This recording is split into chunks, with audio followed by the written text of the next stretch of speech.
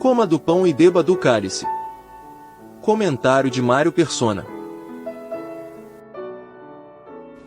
Não foi à toa que Jesus escolheu o pão como figura do seu corpo. Para um pão ser produzido, é preciso que o trigo seja triturado, a massa batida e finalmente assada no fogo.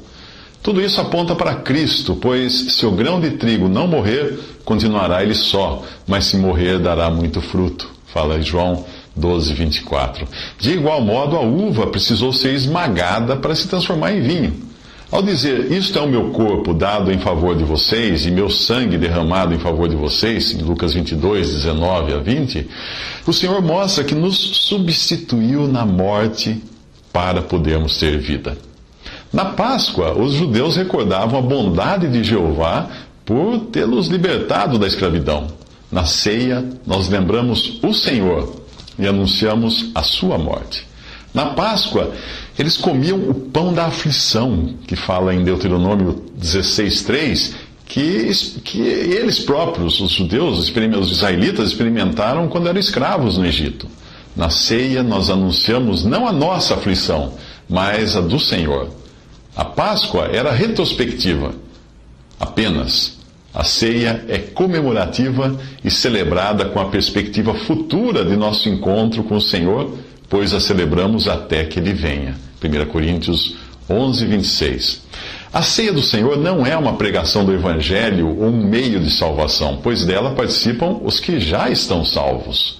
Ela não é feita com orações e súplicas, mas com ações de graças. Nós não nos ocupamos com um ritual, mas com Cristo, simbolizado pelo pão e pelo cálice de vinho, representando seu corpo e seu sangue. Não são pães, muitos pães, fatias ou hóstias, mas um único pão, pois somos um só corpo, pois todos participamos de um único pão, como fala 1 Coríntios 10:17. Não são dadas graças genéricas pelos símbolos, mas individualmente pelo pão e pelo vinho. Jesus tomou o pão, deu graças, partiu e o deu aos discípulos. Em seguida tomou o cálice, deu graças e ofereceu aos discípulos. Fala em Mateus 26:26-27. A ceia não é aberta, mas é exclusiva àqueles que foram recebidos em comunhão à mesa do Senhor, que não estejam vivendo em pecado. Um pouco de fermento faz toda a massa ficar fermentada.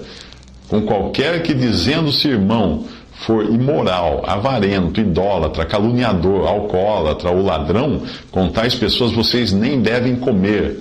Não podem beber do cálice do Senhor e do cálice dos demônios. Não podem participar da mesa do Senhor e da mesa dos demônios, disse Paulo em 1 Coríntios 5, de 6-13, e também em 1 Coríntios 10, versículo 21. Assim, aos que estão aptos a participar da ceia do Senhor, a ordem é: examine-se o homem a si mesmo e então coma do pão e beba do cálice. 1 Coríntios 11:28. Não é um exame para decidir se deve ou não comer e beber, mas para comer e beber. Então coma do pão e beba do cálice. Jesus, tomando o pão, deu graças, partiu e o deu aos discípulos, dizendo: isto é o meu corpo dado em favor de vocês. Façam isto em memória de mim. Da mesma forma, depois da ceia, tomou o cálice, dizendo: este cálice é a nova aliança no meu sangue, derramado em favor de vocês. Lucas 22:19-20. Foi com Israel, e não com a igreja, que Deus fez essa nova aliança, conforme profetizou Jeremias. Farei uma nova aliança com a comunidade de Israel e com a comunidade de Judá. Não será como a aliança que fiz com os seus antepassados. Porei a minha lei no íntimo deles e a escreverei nos seus corações. Serei o Deus deles, e eles serão o meu povo. Todos eles me conhecerão, desde o menor até o maior, porque eu lhes perdoarei a maldade e não me lembrarei mais dos seus pecados. Isso está em Jeremias 31, de 31-34. A nova aliança está fundamentada no sacrifício de Cristo e terá efeito em Israel quando aquele povo se arrepender e quando Cristo estabeleceu o seu reino. Enquanto isso, a igreja desfruta dos benefícios dessa aliança. Mas não foi com ela, com a igreja, que Cristo fez a nova aliança. Para ser nova, precisaria existir uma velha aliança com a igreja, o que não é o caso. A igreja só começou no capítulo 2 de Atos, e a sua cidadania e destino não são terrenos, como Israel, mas são celestiais. A nossa cidadania, porém, está nos céus, escreve Paulo aos Filipenses, de onde esperamos ansiosamente um Salvador, o Senhor Jesus Cristo. Filipenses 3:20. O sacrifício de Cristo também tem uma dupla aplicação para atender a dois aspectos da ruína causada pelo pecado. Deus precisava, melhor dizendo, tratar da questão do pecado, no singular, pecado. E Deus precisava também perdoar os pecados, no plural. João Batista fala da primeira questão quando ele vê Jesus passar. É o Cordeiro de Deus que tira o pecado do mundo, diz ele em João 1,29. Em virtude da obra de Cristo, foi garantida a retirada do pecado do mundo, pois ele veio para aniquilar o pecado mediante o sacrifício de si mesmo. Fala em Hebreus 9,26. O cristão ainda traz em si o pecado, pois existe dentro dele uma velha natureza herdada de Adão, mesmo depois de ter recebido a nova natureza. É o pecado em nós que nos leva a pecar. O pecado é que produz os pecados. Na ressurreição já não traremos o pecado em nós, graças ao Cordeiro que morreu. Quando Cristo voltar para reinar, os benefícios dessa obra serão estendidos à criação, a Israel e às nações, mas o pecado só será erradicado de vez nos novos céus e nova terra, onde habita a justiça, como fala 2 Pedro 3,13. E os pecados? Bem, isso é o que nós veremos nos próximos 3 minutos. Apesar de Cristo ter morrido e ressuscitado, cumprindo assim todas as demandas da justiça divina concernentes ao pecado, ainda não vemos isso realizado no mundo.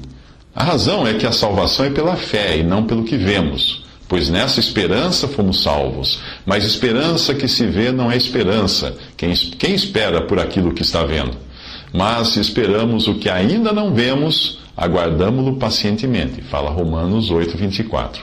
Pois é necessário que ele reine, até que todos os seus inimigos sejam postos debaixo de seus pés. O último inimigo a ser destruído é a morte. 1 Coríntios 15:25-26. Agora, porém, ainda não vemos que todas as coisas lhe sejam sujeitas. Vemos, todavia, aquele que por um pouco foi feito menor do que os anjos, Jesus, coroado de honra e de glória por ter sofrido a morte, para que, pela graça de Deus, em favor de todos, experimentasse a morte. Ao levar muitos filhos à glória, convinha que Deus, por causa de quem e por meio de quem tudo existe, tornasse perfeito, mediante o sofrimento, o autor da salvação deles. Hebreus 2:8-10. Mas se o Cordeiro de Deus experimentou a morte em favor de todos, como fala Hebreus 2:9, por que nem todos serão salvos? Pela mesma estranha razão de alguns casos de sequestro. Quando um governo paga o resgate de um grupo de cidadãos sequestrados por extremistas, por exemplo, nem sempre todos voltam aos seus lares. Alguns se convertem à causa dos seus inimigos ou se apaixonam por um de seus inimigos e decidem ficar. O resgate foi pago por todos, mas nem todos foram salvos. Cristo morreu por todos, fala 2 Coríntios 5,14, e o preço pago foi suficiente para que nenhum se perdesse. Porém, oferecendo-se uma vez para tirar os pecados de muitos, aparecerá a segunda vez sem pecado aos que o esperam para a salvação. Hebreus 9:28. Você só será salvo se estiver entre os que o esperam para a salvação, como fala Hebreus 9:28. E isso implica não estar apaixonado pelo inimigo.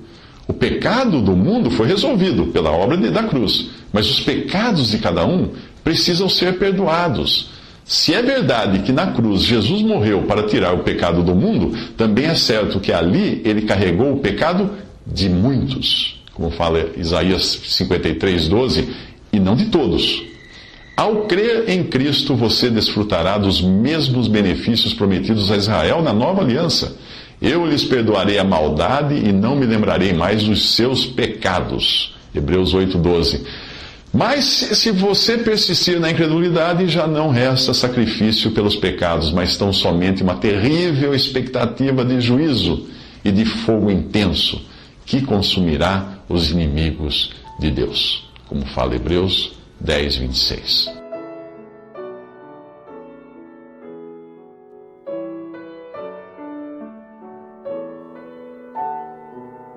Visite Respondi.com.br. Visite também 3minutos.net.